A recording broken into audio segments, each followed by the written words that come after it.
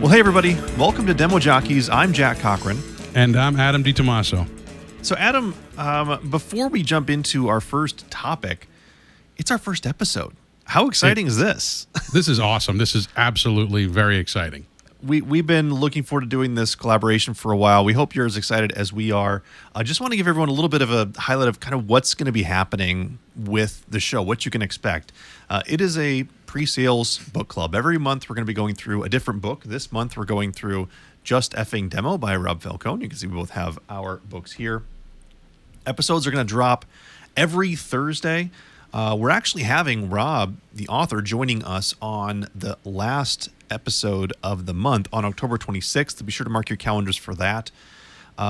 Next month's book, just so you guys know, so you can read ahead in case you want, is a book called The Storytelling Animal by Jonathan Gottschall.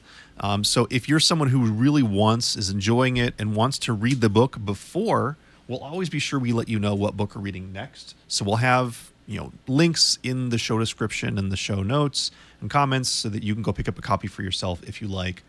Also, finally, and then we'll hop right on in here, be sure to check out demojockeys.com. That's where we're going to list all the past and upcoming books that we're reading.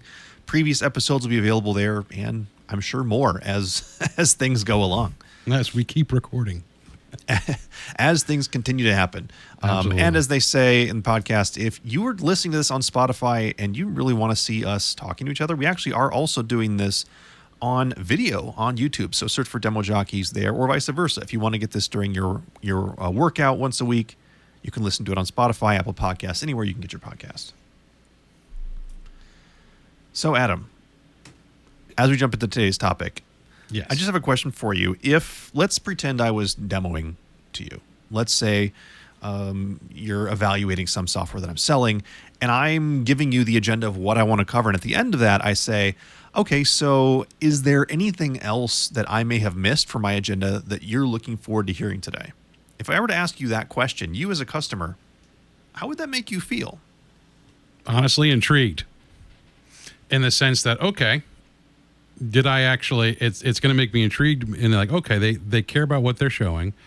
So that's a thought that comes into your head, or at least a feeling, if you will. But what really kind of gives me the opportunity to run through the agenda in my own head, like, okay, well, why am I here again? And just validate your own mental reasoning. And chances are, I mean, I've asked this question before many times myself, and chances are they may say, no, just keep going. But sometimes it's giving them that opportunity to speak out and ask, what do I want to learn? Yeah. And sometimes you can learn a lot through that. This is actually the first topic from the book that we actually wanted to cover, which is doing a little bit of confirming your agenda before you actually even dive into talking about anything, which happens to be something that I actually never did, full honesty. I never confirmed my agenda before.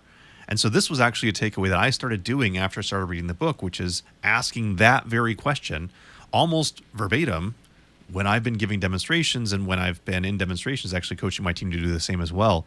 And it's been interesting because you see that moment of, you're not just going to talk about whatever you want to talk about.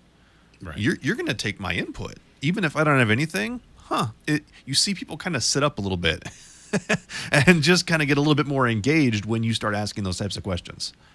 Right. Well, I mean, it's also the idea that, okay, this person's going to not just throw something at me that's not related to what I really, truly care about. I don't have to wait and listen for that moment for that one thing that I want. I know I can get an opportunity to highlight it and make sure it's covered. Yeah.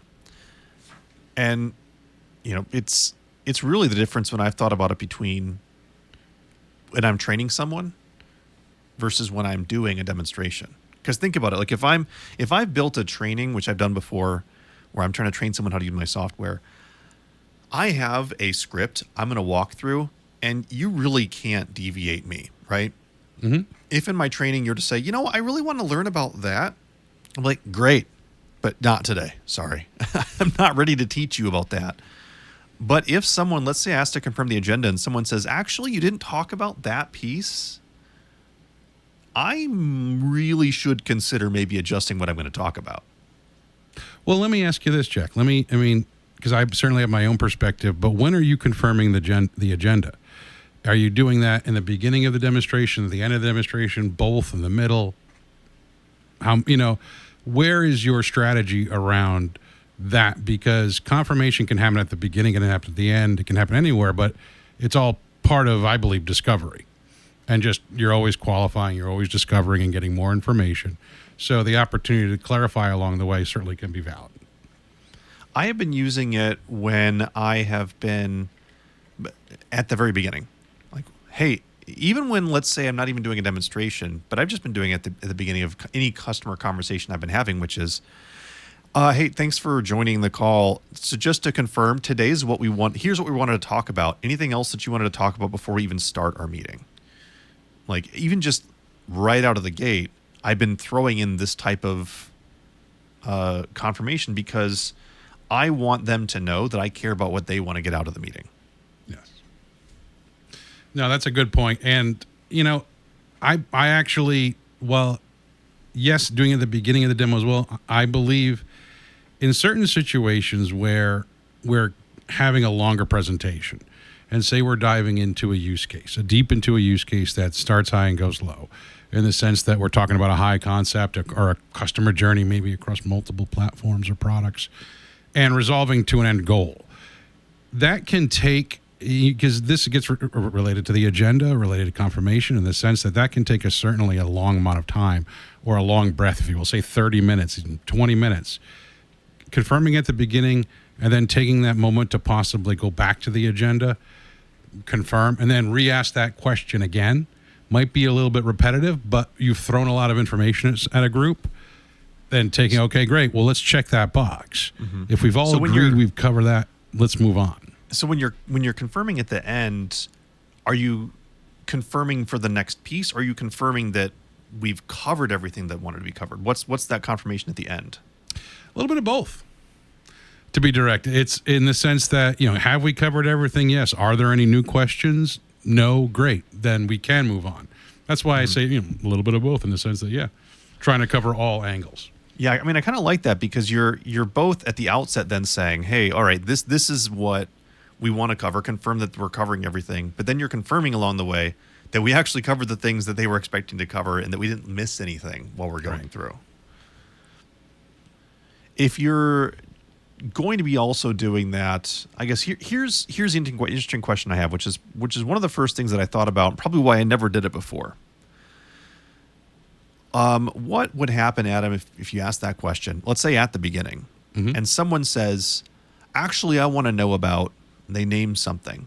And either one, it's something, I suppose we can take each of these in turn. First, what happens when they say something that you don't do well at all, or is something that you'd rather not talk about? What do you do with that one? I have a few other things that we can get into, but how about that one first?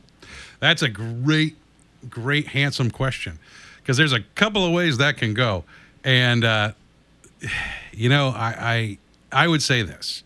If that's a situation where I'm asked that question, I know it's a trap. It's either that's going to, trigger the old mind, brain, gray matter thing to turn around and say, hey, your competitor just planted a trap.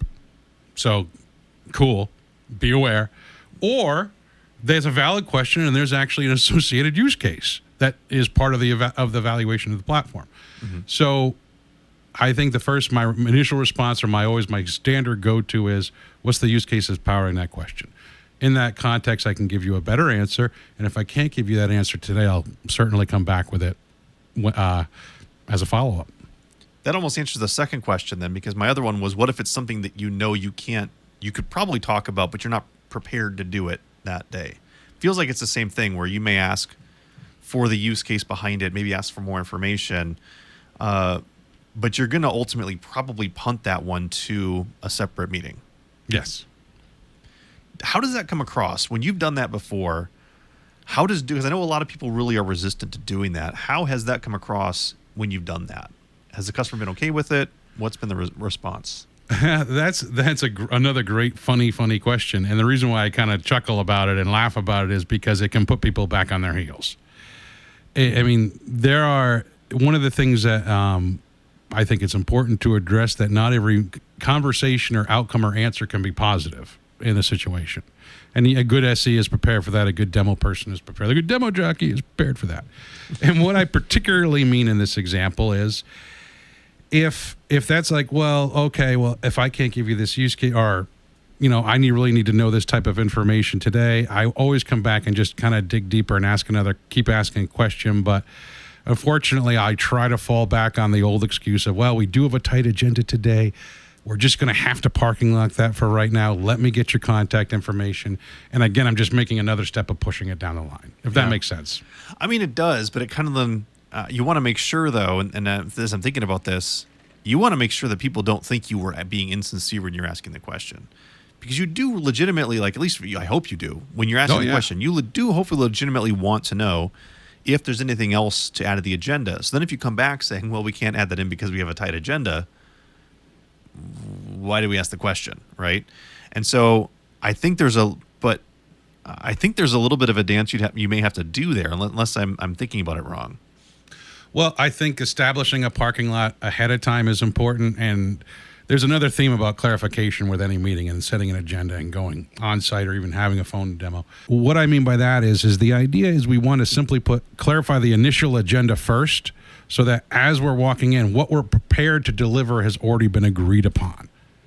That's why I can say we have a tight agenda. But you're asking the question, and out of courtesy to your audience, even above the benefits of getting discovery and setting up a further opportunity for another conversation with a particular person who could be a stakeholder. Now, the reason why I say it could be a negative scenario, it could be a bad thing, is because that could put that person on their heels. Sometimes people are asking questions because they want to establish, and this is actually a kind of a psychology thing about meetings, is some people want to establish a mental dominance in the room, that they're the most technical, they're in charge.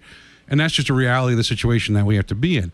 And we need to how to properly address those situations so that we can make it a successful meeting. Now, this is where you're saying that sometimes the person asking the question is trying to assert a little bit of technical dominance. Is that what you mean? Absolutely. Yeah. Technical dominance, but also financial dominance. They control the budget.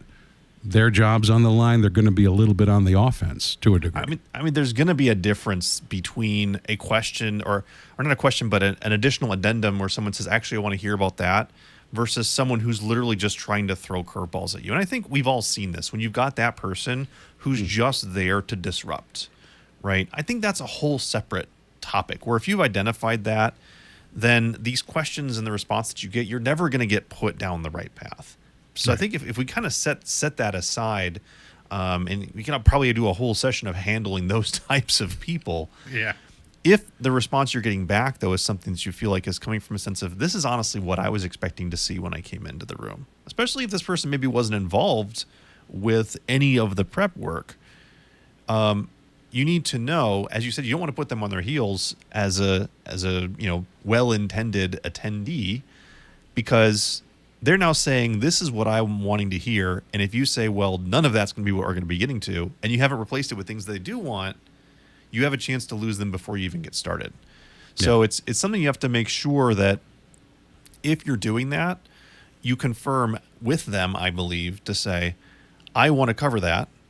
Maybe I don't have we don't have enough time to cover that additional topic, or we're just not prepared to cover that in a thorough enough way today, but I want to do it justice. So can I set up a follow-up? I think that piece that says, let me make sure, and whether that's on a physical parking lot on a whiteboard or big giant Post-it thing on a easel that you've got, which are in some meeting rooms, or even just taking a note in the chat of a Zoom meeting to say, hey, parking lot at item, enter. Then it lets them know that, hey, it is something I hear that you care about, and we're not going to forget about it. That's, I feel like, how you can get someone off their heels back into leaning into the meeting. And by the way, it's also a great opportunity at the end of that meeting to go get a new LinkedIn friend. Yeah, absolutely. A good chance to reach out. I mean, honestly, what's better coming out of a demo as an SC than having someone who you said you were going to follow up with separately, maybe from the champion that the sales manager is going and building. This is a technical person you might need to connect with about a topic, be able to send them a note. Hey, great meeting with you today. I know you had that question. What's your time look on like the next couple of days? I'd love to grab a half hour on your calendar. That makes you feel like you're helping to move the deal forward as well, other than just being in the demo. Yes, and that's a great opportunity you to establish a technical partnership with someone in the organization and another relationship outside of the sales person, if you will. Right. Helping you not be so single-threaded in an opportunity, which is always a benefit. Always a benefit. Yes. Cool. So that happened where, so we talked about what if you get something that you know you can't cover. What about when you get a question for someone to cover something that's just off the wall? Because we get those, and you know, like, this is the type of person that they came, but they honestly feel like it's relevant, but it's clear they don't fully understand what you do. And where this one gets really complex is this tends to happen when, let's say, it's the fourth meeting you've had with this company, and this is a newcomer. They come into the room, and you've been told this person is critical, and they ask a question which just lets you know, I don't think they know why we're here. They don't get But they want to add something to your agenda that's off topic. I'm sure you've been there, Adam. What's your go-to when you get those types of agenda addendums? Well, it depends on the agenda addendum. And what I mean by that, if it's something that I can incorporate into an existing use case, I'm absolutely going to. And that's even something if it's relevant, technical or not, if it's at any point in time. If I can find a way, like if it was some crazy report, say, like, oh, we want to create this crazy report that is pretty difficult. So, or realistically may not be possible within the platform. There's an opportunity to say, well, in reference to say you're working your demo, you're in a flow, you're in a reporting. One of the things that I recommend is to keep a notepad next to you so you can just take a quick jot down of this. And pen and paper is always king. Mm-hmm. Always keeping them. I've got one right now while we're talking because you never know if I have a thought. You just always jot it have down. pen and paper. Always have pen and paper. And that's your parking lot. So to answer your question, Jack, you have to think outside the box of what your product can do. And a lot of products have export capabilities, and they can connect to things like Power BI.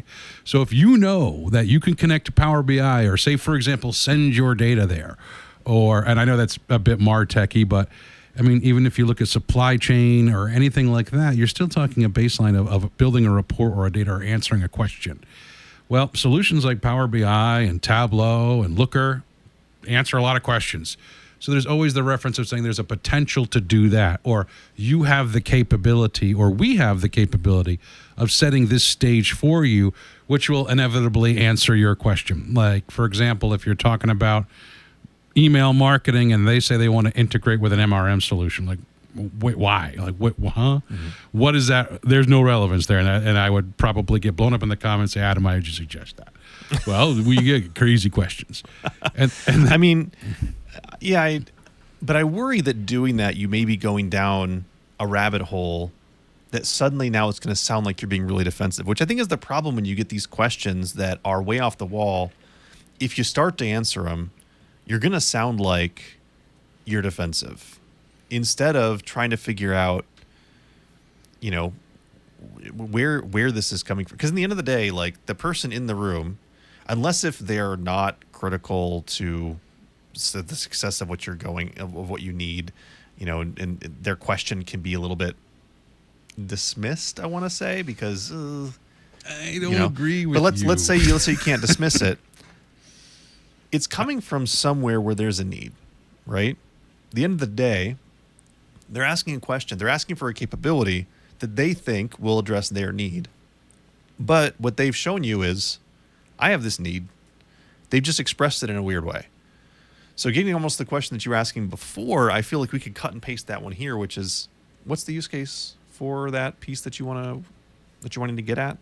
What's the story behind it? Where's it coming from? We hadn't heard this concern before. You can use lots of words to basically stop the demo and start doing discovery again, which is never a bad time to redo discovery if you have to do a little bit more discovery, right? No, I agree, but I'm going to throw the big but. The big but here is there is always the concept of the art of the possible.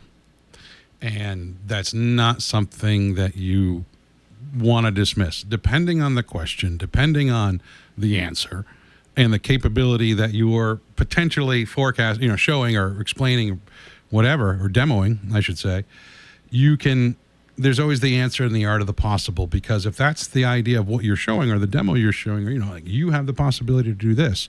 Good discovery can be, yes, I have these use cases of I want to personalize my web experience. Well, that's an art of the possible demo to me, and that gets along to the different types of demos. But I think, yes, I agree with what you're saying, but I think the other option is, and depending on the question and the scenario, saying the art of the possible and knowing how to talk to that and still be logical and still parking lot and kind of do both. But I think that's a valid route too. Yeah. I think at the end of the day, though, what you're saying is like, just like we said before, when someone's bringing up an agenda topic, you can't just straight up dismiss it, right? Right. It sounds like, honestly, this is what it sounds like the first time I heard this idea. This is going to add a lot of time. This is going to add a lot of time to my demos. They're already tight anyways. I already can't fit anything else that I'm in. Yeah. But honestly, I felt the opposite, because when I've confirmed my agenda, and whether they added something in or not, at the end of the day, we all have agreement that what here is what we're going to talk about today, and I can move forward with confidence knowing that if I do these things, you've been happy with the time we've spent together, which I think is what this is getting at. You're making sure and helping to make sure that we're all on the same page with what we're going to talk about, so that nobody's time is then ultimately wasted, right? Right. Yeah. Well, cool. Well, that's pretty close to as much time as we're going to have for this episode today. But before we do, we want to hop into the demo zone. So, Adam, what do you have for us today in the demo zone? All right. Welcome to the demo zone. So what I want to talk to you today about is having something in your pocket, what I like to call the stock demo. This could be the trade show demo, or a variation of it could be. But what the stock demo is the idea that you have a procedure or a skeleton to your agenda or to your demo, to your flow. So think about this. It involves the idea of, okay, well, what are we selling? What actually does it do? What does it do well? And what are the 3 areas, let's say, that we want to highlight? And I say 3 particularly because a stock demo and what I typically build, what I've been using in my career, has been very simple. It's a basic introduction to the interface. It's an explanation of our most capable use case, a second explanation, and a third explanation of that most capable use case. And then it's a closing conclusion. And that's something that can be manipulated and turned into a lot of different things, but it's always that same stock demo. And why that's important is because it gives you a foundation. It gives you a foundation in the sense that, okay, I'm in a different scenario where I now have a trade show. Well, I'm going to chop up that stock demo and just take out certain pieces and use those, and depending on the questions I'm getting answered, and then I can properly demo to anyone at any point in time in any bit. Or it's something that, well, in some cases, you don't get discovery. You don't get a lot of discovery, and depending on how you do, you may need to just go in and kind of drop a bomb. That's where stock demos can lie. And that can turn into different things, and we'll talk about in other tips like discovery demos and such. But that is the big tip of the day. Always have your stock demo ready, prepared, and ready to go. You never know when you're going to need to use it, right? You never know when, at a moment's notice, you got to talk about what you got. Yep. Thanks for that. Perfect. Thanks for that tip of the day. So that's going to do it for this episode. Join us next Thursday. We're going to talk about more of Just Effing Demo. Again, check out demojockeys.com for more information on past episodes. And we'll see everybody next week. Take care. Take care.